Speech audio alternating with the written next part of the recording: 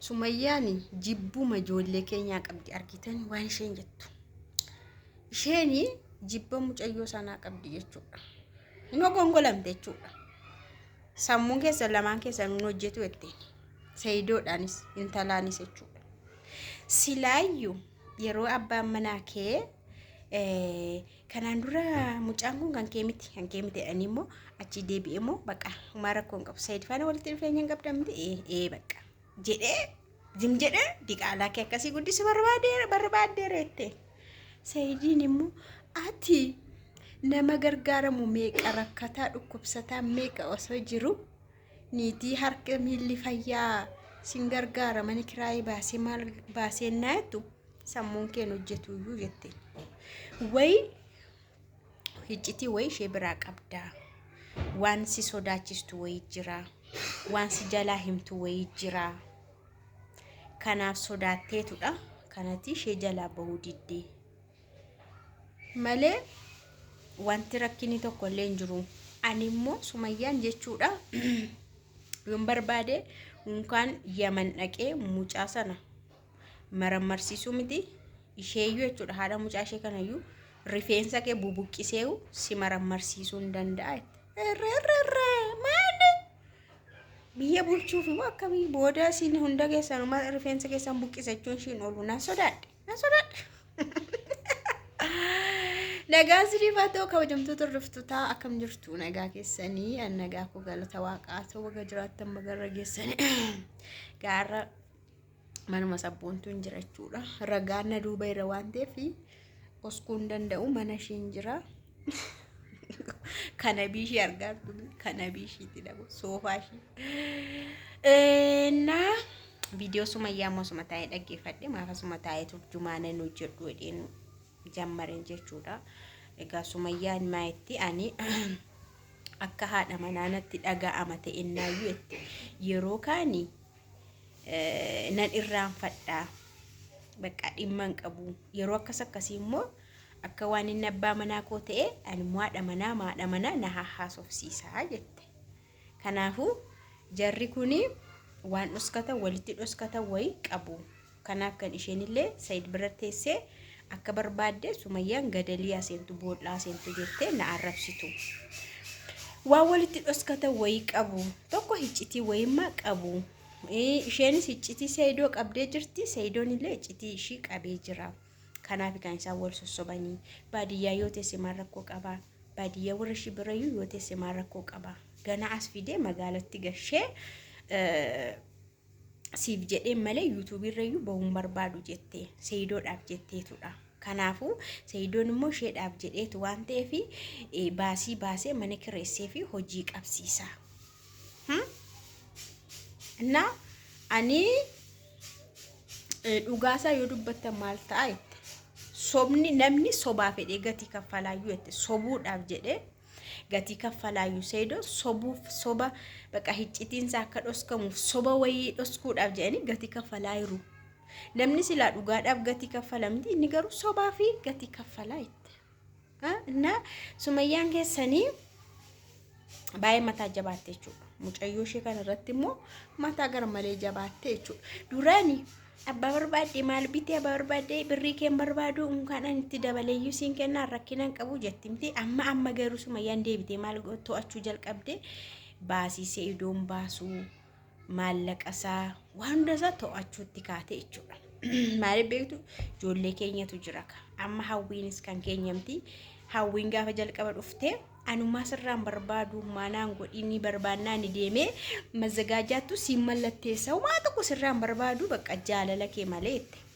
Anni garuu deemee waan iddoo maanii mana dhaqee biteefi iddoo maaniidhaan iddoo isaa maqaan sana harkaa fagaachi mana biteefi akka mana bittaa fi kanaan dura isheenii humaan barbaadu hin jenneeyyuu hin sobdii isheenillee sirraa nyaachuuf jette. Amma immoo mucayyoo isheen kun immoo dhufna Saayid noormaalii magara laafummaa masaa gaddee fi mucayyoon ani baadiyyaan jira bilbilallee qabu humaallee qabu waan hundumaa jennaan rakkoon qabu jedheen. Ati garuu waan kana na gargaariidhaan akka Sumayyaan amantu qofa mucaan sun akka kan kun taane na amansiisi. Sabboontu qufaa hin dhiisne qufaasisa jechuudha. Marfeen furratti garuu qufaan immoo dhiisne. Inna kana na amansiisee jedheen. Ani immoo sin gargaaraa jedheen. Barbaadu biyya arbaa sin ergaa jedheen. Barbaadu asitti daldalachuu dandeessa. Woo fedha qabaatte immoo YouTube iyyuu sin banaa sin kennaa jedheera. Maayetti isheen garuu ani Sumayyaa ija ishee arguun barbaadu qilee seentu itti. Dantaa ishee toofeeti Yaman dhaqxee mucaa marmarsiifattu itti. Amma waan lama jira gaaskeetti. Mucayyoon illee Sayidiin gargaaraa jirtu akka Sayid ishee gargaaraa jirutti dhugaa dubbachuu yoo barbaanne. Amma isheen Sumayyaan arguun barbaadu isheen na diigeette. Itoo isheen hin dubbanne ta'e kun hin baramuu jaarsi kiyyallee na waraanu itti. Dubbiin kun immoo waan isin beekuu qabdan dubbiin waa'ee mucaa waa'ee ijoollee dhokatee nafu. Waa'ee ijoollee akkas Oskaar dhandaan kan nama biraa naamniin kun dhokatee akka nafne beekamaadha tokko. Sayidoon immoo gatii hamma kana isheetti baasee durayyuu situ deessisee ittiin Sumayyaan. Isheenitu abbaa manaa qabduu jaarsi ishee jiru achittis deemtee gargaartee deessistee. Akkashiin deessuyyuu kan goote mucaan kan keeti malee maa hamma kanatti dadhabdaa ittiin. Erga Sayidoon hamma kana mucayyoo kanatti dadhabe gargaare dhimma isaa waan hin taanetti galee rakkoo namni kun irra bu'e ishee maa Sumayyaatti mul'attee Sumayyaa faana wal agartee maaliif waa tokko hin dubbanne Sayidoodhaaf jecha. Sumayyaan immoo maayittee rabbi nama akkasiittuu nan fidiinii sobduu akka kanaa wasaka akka kanaatti jettee an ija ishiyyuu arguun barbaadu. Ayyoon barbaade Yamanis dhaqee mucaa barbaade mucaa marmarsiisuu nan danda'a. Yoon barbaade achas fidee Itoophiyaatti fidee marmarsiisuu nan danda'a. Yoon barbaade niitii ishee kana rifeensa ishee irraa buqqisee marmarsiisuu nan danda'a.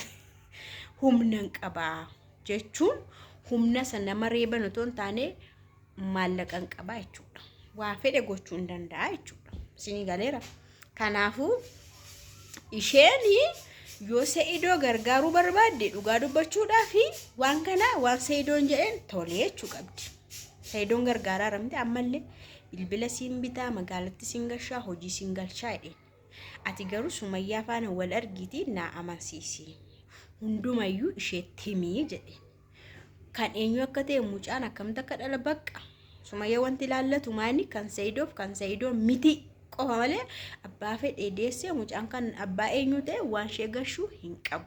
Garuu kan Sayidoo akka hin taane bichaatti naa himinaan ani isheen arguu qilinxoo seentuu baalee seentuu boollaa seentuu jette. Mucattiin illee rakkoo qabdi Sayidoo gargaaraa jirtu akka inni ishee gargaaretti. Silaa Sumayyaa mo'achuu barbaadde. Silaa Sumayyaan dhugaasa akka bartu barbaadde silaa Sayidoon akka ijoollee isaatti deebi'u barbaadde qaxxetteetu Sumayyaan haasoftu saadhiistu si kumbur waan dhagaamudha mucaan dhokatee hin hafu namichi miidiyaarra saa dhaga'u karaa lafa jalaa saa dhaga'u boriiftaan ture bulee mucaan sun kan nama biraa akka ta'e hin dhagaa boodayyuu caala booda dubbiinsaa caala maaliif dhukkubayyuu dafanii yoo yaalaman dafee nama dhiisa kichuutti jechuudha. Innu dafee kana dhaga'umsa bareeda. Boriiftaan to baay'ee ture ijoollee faa goggodhatanii baay'ee wal dhibu jarri kun jechuudha. Inna isheen kana dhoskitee hambisuu barbaadde. Isheen immoo Sumayyaa waan miidiyaa irratti dubbattee fi ni dhagee jireenyi koo diigametti. Jireenyi ishii kan diigame gaafa mucaan kun karaa kana dhalatedha. Hin gudeedamte jedhame miti. Yoo gudeedamtes abbaan manaa ishii hin fudhatu. Gudeedamtee abshiriin jedhu. Dhiira waan ta'eef itti dhaga'ama kalas. Inna mucattiin illee rakkina qabdila Sumayyaa bichaa miti. Mucayyoon Sayidoo gargaaraan jirtu. Akka Sayidoon ishee gargaare. Silaa Sayidoo faana dhaabbattee dhugaa kana baasuu qabdi. Achimaanii Sayidoon maadhee waan sirra ga'u hunduma anatu itti gaafatamaadhe. Si gargaaruu irra jalqabee waan kamillee anatu itti gaafatama garuu dhugaa baasennaa hin didde.